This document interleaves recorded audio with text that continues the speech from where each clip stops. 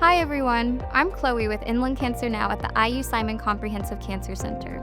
Welcome to Clinical Chats, where we take a closer look at real conversations between patients, physicians, and the communication choices that shape them. Because patients don't experience cancer in isolation. They bring their families, their fears, responsibilities, and hopes into every decision. In this episode, Leslie seeks a second opinion as she navigates a new cancer diagnosis. She balances independence with the lingering vulnerability of living alone after her husband's passing, focusing on next steps rather than fear, yet she carries the emotional weight quietly to avoid worrying her daughters. In their discussion, Dr. Turk and Leslie review potential treatment options, including a clinical trial, while acknowledging the concerns her daughters have as they support her from afar. So, as you're talking, I'm thinking, how am I going to convince my daughters that I'm not like an experiment? Because being with them is the most important thing. So, how I understand what you're saying, but I don't know how I'm going to explain it to my daughters that this option. What are we hoping to get out of this additional treatment? Yeah. Well, before I even jump into that, tell me more about your daughters. How many Well, do you they have? live out of state. Okay. The oldest one's very bossy. Okay. But As I she like should that be. about her. Yeah. The middle one also lives out of state, and she's always concerned about every little thing. And my youngest daughter just is so attentive to everything. My husband died several years ago, so they have been worried about me and constantly checking on me. And I've been trying to lead a life that's busy, so they're not worried about me. But now we're back in that cycle, like when my husband was sick, and they're worried about me. That's honestly, their love for you is a testament to you as a mother. And I 100% understand it both as a mother and as a daughter. Right. So what I would say is, number one, I'd be more than happy to speak with them and go over all the details with them, either on the phone or a video chat. We're happy to do that. Okay. In addition, before we go anywhere with this, you get a informed consent form from my research nurse, and that goes over everything you and I just discussed, the potential benefits, the potential risks, and what that all entails on your end, that we'd be more than happy to email copies to your daughters to review as well. So if they have questions, they can contact our research team and we can take the time to answer those questions. Okay. But at the end of the day, I'm pretty sure your daughters are going to support what you decide for your health. And I would think at the end of all of this, the goal again of this clinical trial is to push the boundaries of chemotherapy by adding targeted therapy to improve outcomes. And I think you'd be a great candidate for that. Do you have any questions about what we've discussed so far? Hold on. Sure. Yes, I have questions. My daughter's calling. I understand. I'm going to put her on speaker. Is that okay? Totally fine. Hello, Chloe. Hi Mom, how's everything going? Well, Are you done at your appointment? I'm with the doctor, and I'm answering some questions. Oh, perfect. I was hoping that you would still be there because I really wanted to say hi to the doctor. What's your doctor's name? Dr. Turk. Hi, Chloe. It's Dr. Turk. Thanks for joining in on the phone. Yes, hi, Dr. Turk. Yes, I'm Chloe. I am so sorry that I can't be there today with my mom. I've been planning on it, but something came up at the last minute, and I've just been a little worried since I can't be there and just want to see how everything's going. Totally understand. You know, we're talking about options, potentially even a clinical trial, and we're going through all the questions and making sure she understands what her options are. Chloe, this doctor is just amazing, and I have lots of questions answered, and she promises after I go over it with you, she'll answer anything else that you might have. Oh, perfect. Perfect. Well, I'm so glad it's going well. Did you remember to bring the questions that I wrote down for you? I did, honey. I did bring them, and I've asked Perfect. all of them. Thank you so much.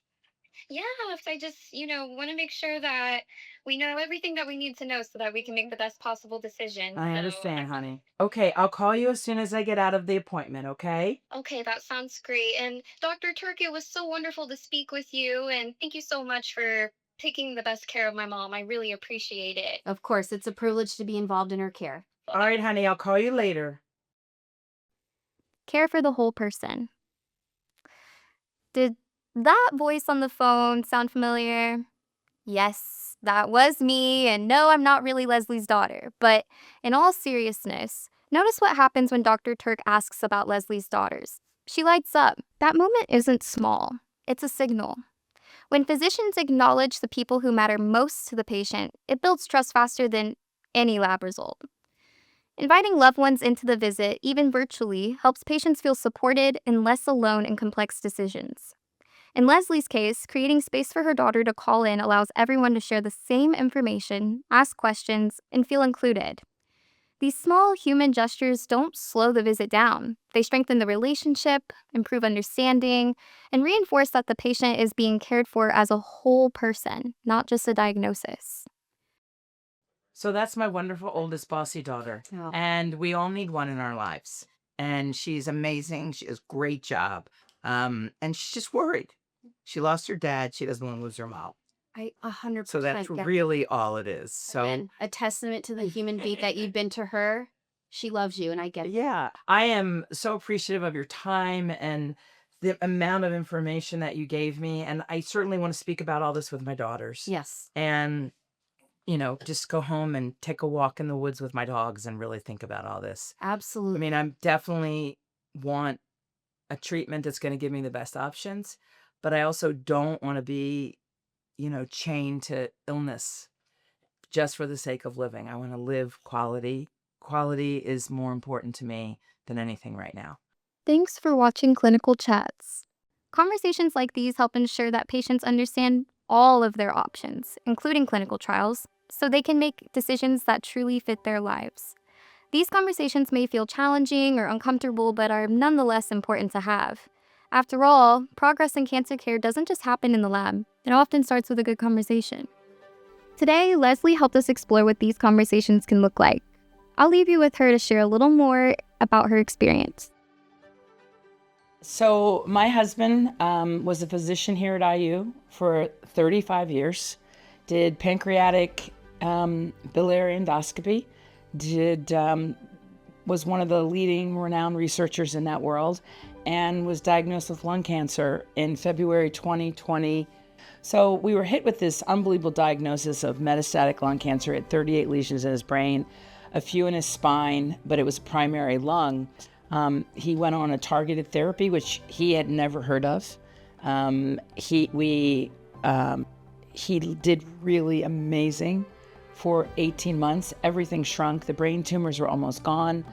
He continued at ERCP. He was doing phenomenal. We were traveling with our kids.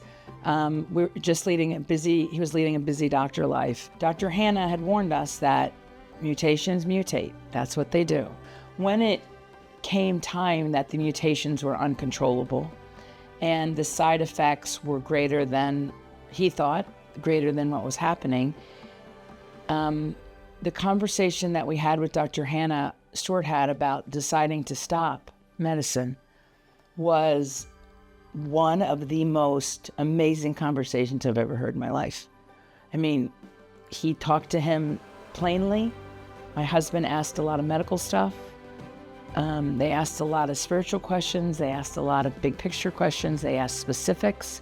And at no point did Dr. Hannah try to change his mind, or did I try to change his mind? Because when you have a relationship with a physician that you trust, they're as sad as you are. Their heart is as broken as yours. And so they know that. And so if you share that with them, if you're willing as a patient to open up to that aspect, and if the physician, if you're willing to come into it, that relationship that's why I'm here. Because I can never thank them all enough for how they treated me, how they treat my adult children, my daughter-in-laws, and my husband.